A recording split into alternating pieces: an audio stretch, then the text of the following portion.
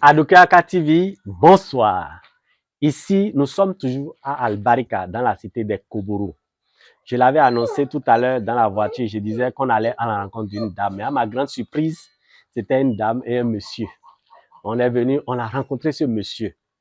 Il s'appelle Carlos.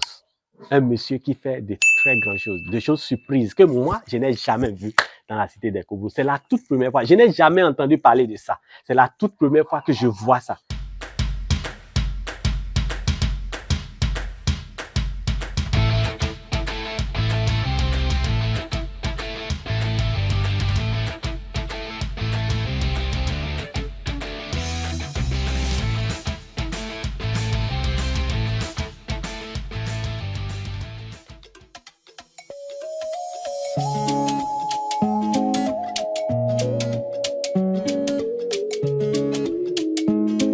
Monsieur Carlos, enchanté. Bonsoir, comment vous allez? Bonsoir, je vais très bien chez vous. Ça va, par la grâce de Dieu. Mais d'abord, pour commencer, comment s'appelle votre société, votre organisation? Comment vous l'appelez déjà? Bon, ma chenille, je l'appelle Carlos Lumière. Carlos Lumière. Dog. Carlos Lumière Dog. Donc, je pouvais demander pourquoi vous l'appelez Carlos Lumière, mais je connais votre nom déjà. Donc, quand vous avez dit Carlos Lumière, je sais de quoi vous voulez parler. Donc, Carlos Lumière Dog. Bien sûr, Dog. Et vous élevez quoi ici? Ici, je fais l'élevage des chiens de race. Des chiens de race? De race, oui. Donc, des chiens de race? Les bergers allemands. Des bergers allemands? Il y a deux types, les bergers allemands lignée royale. Vous pouvez regarder la caméra. Les bergers allemands, poils longs, dos incliné. Nous avons les bergers allemands qui sont dos droit, c'est-à-dire des bergers allemands lignée de travail. Et nous avons aussi les Rottweiler, qui sont aussi de très bons chiens de garde. Des chiens qui sont un peu plus lourds que les bergers allemands. Des chiens qui ont la couleur noir feu, selon les standards. Donc, c'est à peu près les deux races que nous élevons d'abord. Mais nous avons aussi des collaborateurs qui élèvent les Bayer-Boules, les Napolitains, les Caniches, les Bichons. Donc, un peu de tout ce qui concerne les chiens de race. Waouh! Monsieur Carlos, félicitations une fois encore, félicitations. Merci. Et félicitations. Mais qu'est-ce qui vous a poussé à vous lancer dans ce que nous sommes en train de voir? Bon, l'élevage des chiens de race, ce qui m'a vraiment motivé, depuis mon enfance, j'ai toujours aimé les animaux et en particulier les chiens. Les chiens. Donc, lorsque j'étais plus petit, j'avais un chien que j'appelais Police. Police. Oui, Police. Donc, c'est un chien local. Un chien local que j'ai adopté pendant très longtemps, plus de 10 ans. Après, nous avons quitté Parakou, nous sommes partis à Cotonou, nous avons continué nos études.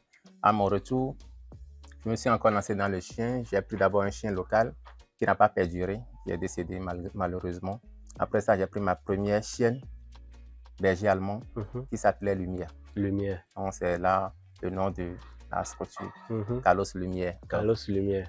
Waouh, félicitations, monsieur. C'est un peu l'historique. C'est une très belle histoire. C'est une question de passion, en fait. C'est une passion. C'est une passion. En toute chose, c'est la passion. Parce que sans la passion, c'est difficile de réussir. On ne peut pas faire toute chose en pensant de l'argent. Mais il faut nécessairement qu'il y ait une passion d'abord. Maintenant, quand il y a une passion, tu ne penses pas nécessairement au financement, à l'argent. C'est dans la passion maintenant que la richesse vient et que ça se construit. Vraiment, monsieur Carlos, félicitations. Et Carlos Lumière, félicitations. Et c'est une grande surprise pour moi. Et moi, je n'ai jamais cru que c'est possible de trouver un truc comme ça, spécialement et précisément dans la cité des Koburu. Et vous avez commencé ce que nous sommes en train de voir, ça fait combien d'années? Ma première chienne, je l'ai prise en 2017. 2017, ça fait déjà 7 ans, hein? Ah oui. Waouh! Ça fait 7 ans que je suis Et depuis ce temps-là, vous êtes toujours dans le domaine? Je suis toujours dans le domaine. Maintenant, et comment ça se passe? Vous élevez les femelles et le mâle et ensemble, ils font les enfants que vous élevez ou bien vous payez directement les petits mâles ou bien les petits femelles que vous élevez? Comment ça se passe? Au début, j'ai pris des chiots. Des chiots grandis que j'ai accouplés et j'ai vendu les chiots. Et parallèlement à ça, je reçois des commandes des gens qui veulent, par exemple, des Napolitains. Nous commandons cela directement. S'ils veulent des chiots, des chiens adultes, nous commandons cela. Oui, directement. S'il y a des races que nous n'avons pas à Parakou ici, et nous avons la demande, nous avons des amis, des collaborateurs au Nigeria, au Ghana, au Burkina, un peu partout. Nous commandons et cela vient. Publicité. Vous cherchez des chiots, quelle que soit la race, quel que soit ce que vous voulez. Je vous dis, Carlos Lumière, c'est la solution. Vous êtes à Parakou, vous êtes à Cotonou, vous êtes dans la sous-région, vous voulez des chiens de garde, des chiens police, comme il a dit, contactez-le. Dans notre vidéo, nous allons laisser ses contacts en bas de nos commentaires. Nous allons laisser ses contacts. Vous pouvez l'appeler directement, vous pouvez le contacter et pour vos besoins. Et je suis sûr que Carlos est là pour vous satisfaire. Moi-même, je cherche déjà et Dieu merci, j'ai trouvé Carlos. Après, on va parler. Je ne vais pas parler de ça devant la caméra. Une fois encore, monsieur Carlos, et félicitations. Donc, vous vous êtes lancé dans cette affaire. Ça fait déjà bientôt 7 ans. Et comment ça se passe? Donc, vous avez parlé de l'achat et de la revente. Vous avez parlé de comment vous élevez ces chiots-là ou bien ces chiens-là. Mais comment ça se passe? Comment vous arrivez à vous en sortir? Parce que là, je vois de grandes choses. Je vois les cages et comment vous arrivez à maîtriser, non seulement comment vous arrivez à reproduire avant ces choses et comment vous arrivez à maîtriser ces animaux-là. Ok, je vais dire, le monde canin, au fait, l'élevage des chiens, c'est pas seulement pour des fins, je vais dire, pécuniaires, pour des fins pécuniaires, mais c'est avant toute chose, la passion. La passion. Et quand on parle de la passion, on parle de l'amour. Quand tu aimes un animal, l'animal en retour, tu le reconnais. Ça, c'est vrai. C'est automatique. Quand tu aimes un chien, le chien lit cela en toi. C'est pourquoi dans notre langue, on dit que le chien a un esprit surnaturel qui arrive à deviner d'autres esprits qui sont animés. Donc, l'esprit qui est en toi, le sentiment que tu aimais, les vibrations que tu aimais, le chien arrive à lire cela. Et s'il t'adopte, il t'a adopté, c'est parti. Donc, c'est comme ça que vous êtes rentré en contact avec vos chiens que nous voyons là. Waouh!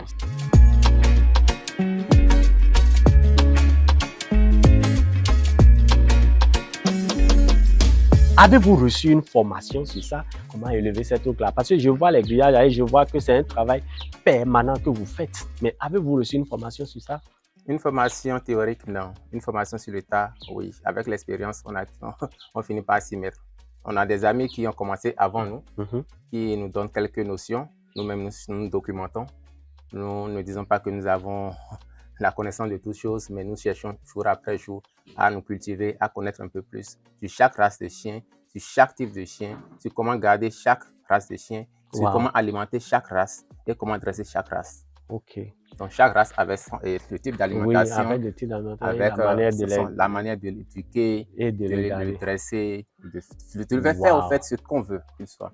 Mais vous n'avez pas reçu de formation, vous avez appris par expérience. Oui, je l'ai appris par expérience. Et par passion, bien sûr. Par passion, aussi par YouTube. Il y a des années qui publient des trucs sur YouTube. Sur YouTube, c'est vrai que tout n'est pas catholique, ça c'est vrai. Mais il faut savoir tirer le bien de ce que tu cherches. C'est comme Gogo aussi. Quand tu goûtes, tout n'est pas catholique, donc il faut savoir pêcher. On essaie de retirer les notions importantes et indispensables en la matière. On va faire une petite visite en attendant que nous continuons à demander nos petites questions. Là, c'est vrai, on ne peut pas nous approcher de ça. Ici, je vois la cage là est vide. Mais ici, je vois un costaud là. C'est un Rottweiler mâle. C'est un puissant. Moi, j'ai peur de m'approcher. Hein. Non. Et... En ma présence, il ne vous fera rien. Waouh. Et lui là, le second. C'est un berger allemand. C'est un chiot berger allemand. Ici, donc lui, il est encore chiot. C'est un très petit chiot berger allemand. C'est pas vrai. Donc, ça veut dire que quand il grandit, il dépasse ça. Ouf. Donc, ça veut dire que si ça grandit là, ça va faire au moins combien 4 fois ça là. Damn. Là, il serait dans les 3 mois. Shit. Donc, là où lui, il est là, il a 3 mois. Et c'est le berger allemand, ça. C'est le berger allemand. Et t'es cadier. Et ici. Ici, il y a quelque chose ici. Oui, il y a les chiots. Il y a une mère chiot ici. J'ai peur même de m'approcher. Ici, c'est aussi un Rottweiler. C'est une femelle Rottweiler. Waouh. Qui a fait des chiots, mais malheureusement, on a eu des pets. Ok. Mais il y a un mâle qui a survécu. Oh, waouh. Donc, elle a fait combien d'enfants? Elle en a fait 8, mais prématurés. 8 prématurés, oh. Donc, c'est un qui a suivi. C'est un qui a survécu. Waouh, survécu, ok. Oh. Donc, c'est un peu ça. Waouh. Et l'autre, le costaud là, lui, c'est un berger allemand, hein? C'est aussi un berger allemand, lignée royale. Il est mignon, hein? Mais lui, il a j'ai peur de m'approcher. Il a 10 mois. Shit. Il a 10 Donc, il n'a même pas encore 1 an. Non, il n'a pas encore 1 an. Waouh. Et... Mais, monsieur Carlos, est-ce que les gens payent ça? Oui, ceux qui sont passionnés, ils en achètent. Ils connaissent le prix, ils en achètent. Wow, parce que la passion a un coût, la passion a un prix. Et la qualité aussi a un prix. Maintenant, si vous voulez vendre, par exemple, quand je prends le petit, là, le bébé, là, par exemple, Oui. et si, bon, je ne sais pas si on peut le vendre à l'âge, là, ou bien Non, il n'a là on que peut attendre un 15 heures, 16 jours. peu. Donc, il faut attendre un peu. Il faut attendre qu'il ait 2 mois, 2 mois au moins. Minimum 6 semaines. 6 semaines. Donc, s'il a 6 semaines, on veut vendre. À peu près, combien ça peut nous coûter si on veut payer ça, quoi? Pour le Rottweiler pur sang, le minimum, c'est 400. 400 000. C'est 400 000. Le minimum, c'est 400 000. Waouh. Parce que les parents sont des pur sang. Ils ont des papiers de pédigré. Donc, le chiot aussi est un pur sang. Avec le temps, dès qu'il aurait 8 mois, 11 mois, le propriétaire peut l'amener au Nigeria pour passer la COBA, pour avoir les papiers du pédigré. Waouh. Donc, le minimum, c'est 400 000. Et ceux-ci sont petits. Le petit du berger allemand ligne royale, ça aussi dans les 400, 500 000. Ok. Et maintenant, quand c'est à, souvent, quand c'est à ce niveau-là, combien on peut vendre ça? Ça, c'est déjà dans le million. Shit. Là, donc, c'est des millions, toi, tu as posé ici. Donc, je suis avec un multimillionnaire, hein, vous pouvez voir avec moi, hein, pour que je reste à côté de lui. Donc, ça, là, donc, ça veut dire que ça peut nous coûter peut-être 1 à 2 millions. Hein. Ça coûte dans les 1 million, 1 million 200.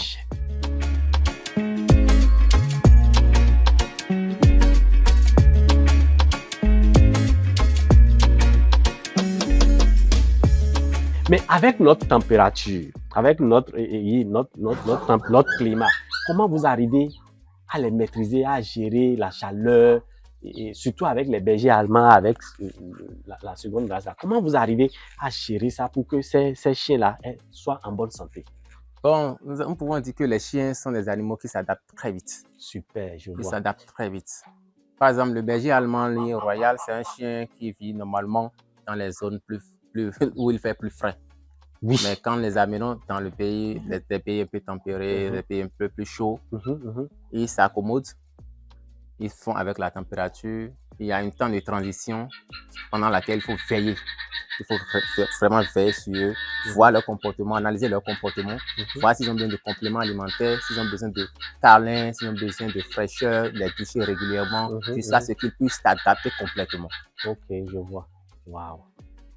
C'est un peu ça. Et ici, cette chambre-là, c'est pourquoi?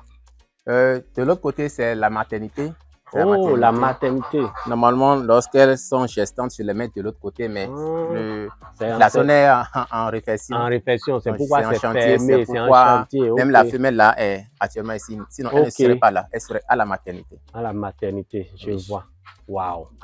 Donc, c'est là et la magie se passe. On les met à la maternité. À la maternité pour la mise bas. Ok. Et maintenant, pour l'entretien, et par exemple, pour les injections et consorts, comment tu gères? Comment ça se passe? Ou bien ils n'ont pas besoin de ça? Ils ont besoin de soins comme tout homme. Comme tout homme, les chiens sont comme des amis, ils font partie intégrante de la famille.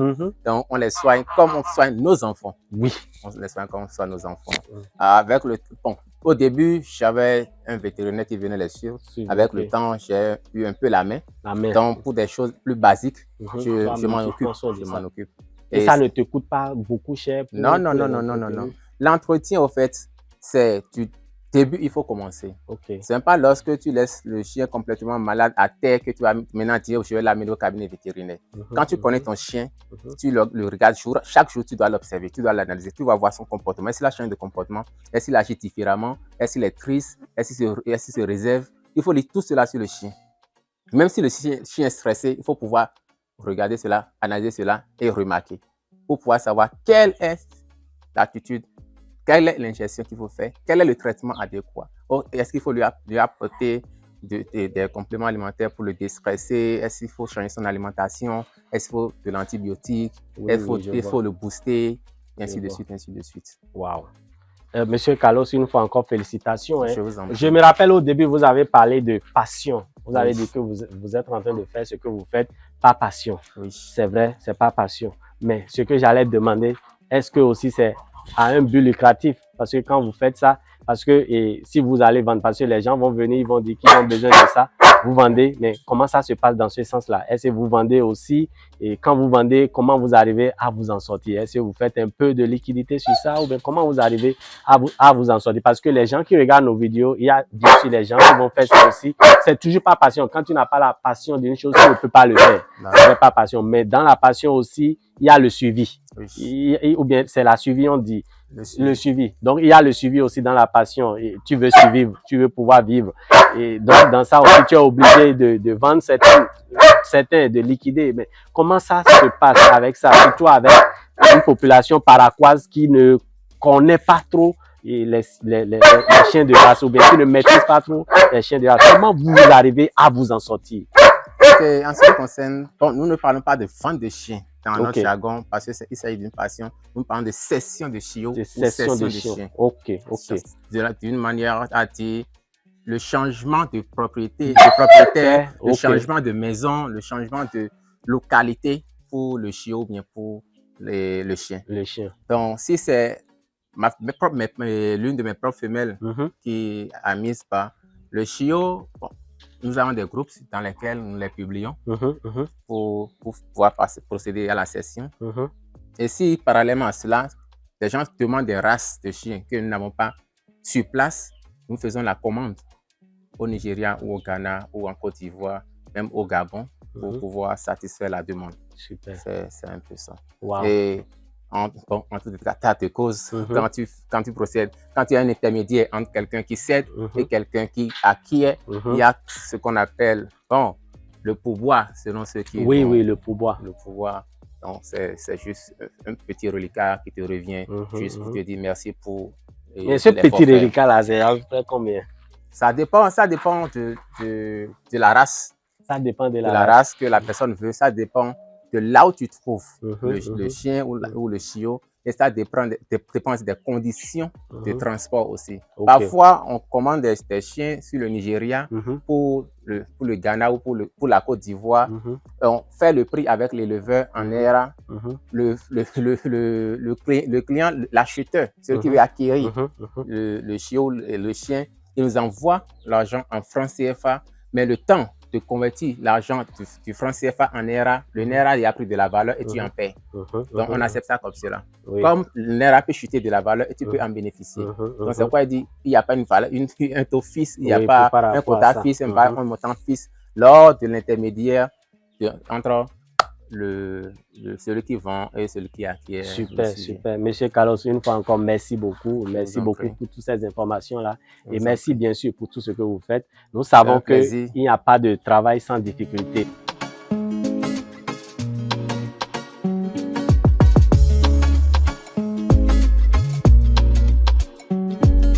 Est-ce que, en bref, vous pouvez nous parler des difficultés que vous rencontrez, surtout, et comme je l'ai toujours dit, ici, c'est une population, c'est un terrain qui ne maîtrise pas le système de ces chiens de race là, les gens ne connaissent pas trop. À part ça, quelles sont les difficultés que vous rencontrez sur le terrain en général?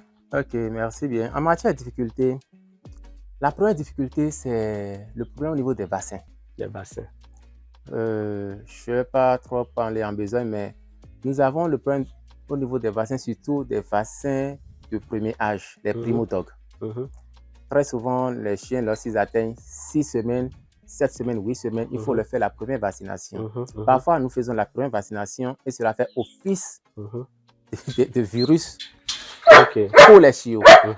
Donc, au lieu de prévenir la maladie, on déclenche le virus de la parvovirose. Wow, je vois. Et ça, c'est notre traitement qu'il faut faire. Et très souvent, on n'arrive pas à sauver les chiots, ils en meurent. C'est le premier problème, c'est la première difficulté. La seconde difficulté, c'est la méconnaissance de la valeur des chiens de race. Pour plusieurs personnes, prendre un chien à tel montant, c'est trop, c'est hors budget, tout cela. Mais pour ceux qui connaissent, qui le savent, ils savent que ce sont des chiens qui ont besoin de ci, qui ont besoin de ça, et tout ça, ça passe. Et la longévité de ces chiens-là, quand on les prend, ça peut avoir jusqu'à quel âge? Entre 10 et 15 ans. 15 ans de vie. De vie, 10 et 15 ans. Wow. Ça, c'est super.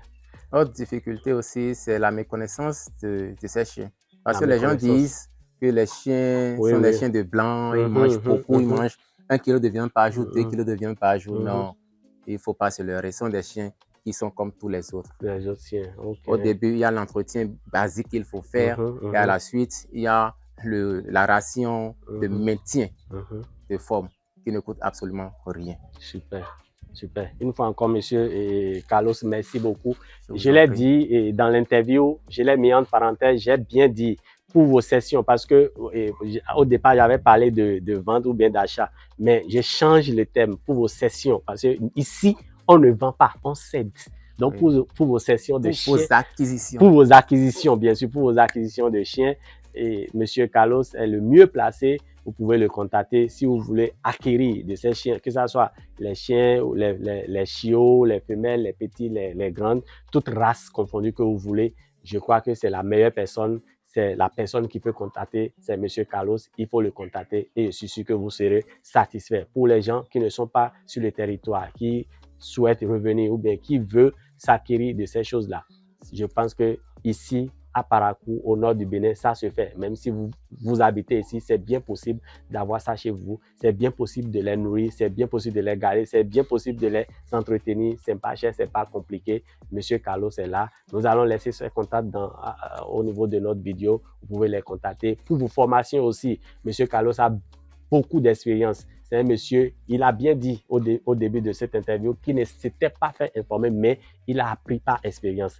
Et quand on apprend par l'expérience, vous savez, bien sûr, on fait beaucoup d'erreurs et on corrige ces erreurs et on est là où on est aujourd'hui. Monsieur Carlos a appris beaucoup de ses erreurs. Il a l'expérience nécessaire qu'il faut pour réussir l'élévation de vos chiens de race. Une fois encore, merci beaucoup. Monsieur Carlos, votre mot de fin, s'il vous plaît.